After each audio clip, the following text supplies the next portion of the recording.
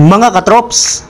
welcome back ulit sa aking channel, Sports PH. At ngayon nga ay pag-uusapan natin ang balitang nagmamatigas pa rin nga po ang Golden State Warriors sa hindi nga po nila pag-trade kay Draymond Green.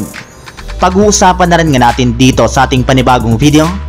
ang naging laro ng Los Angeles Lakers kontra sa Houston Rockets.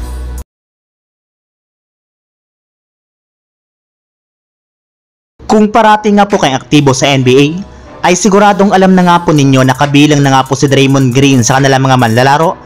na maaari na nga po nalang i-trade bago pa man sumapit ang trade deadline sa Pebrero dahil sa drama at problema ang dinadala nga po nito sa kanilang kupunan. May ilang mga fans na rin naman nga po ang Warriors na gusto na nga po siyang paalisin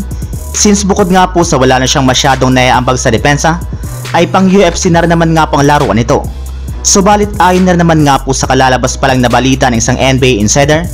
sa kabila nga daw po ng hindi magagandang nagawa ni Draymond Green sa Golden State Warriors ngayong season, ay wala para naman nga daw pong balak ang kanilang front office na i-offer ito sa ibang team ngayong season. Yes, wala nga pong mangyayaring trade patungkol sa kanya,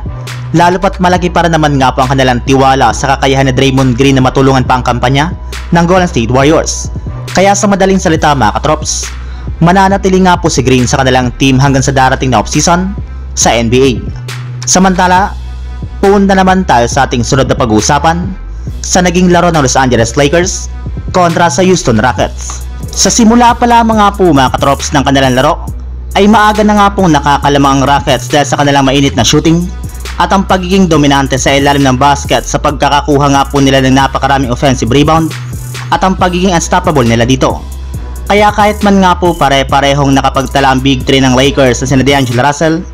LeBron James at Anthony Davis ng 23 points, ay hindi pa rin nga po ito naging sapat para talunin ang Houston Rockets matapos sila ditong tambakan sa score na 135-119 sa pangunguna nga po ni Jalen Green na nagtala dito ng 34 points at 12 assists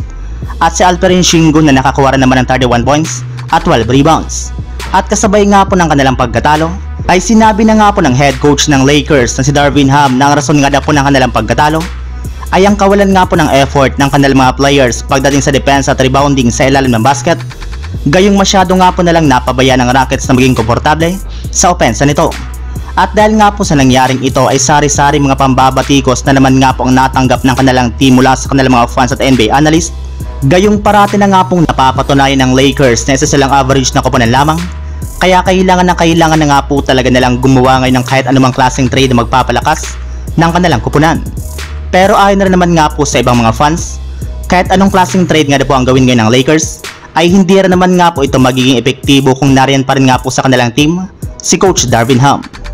So yun lang mga katrops, ang handog kong story ngayong araw. Sana nag-enjoy kayo, please like and subscribe my YouTube channel, Sports React PH, para sa iba pang story at update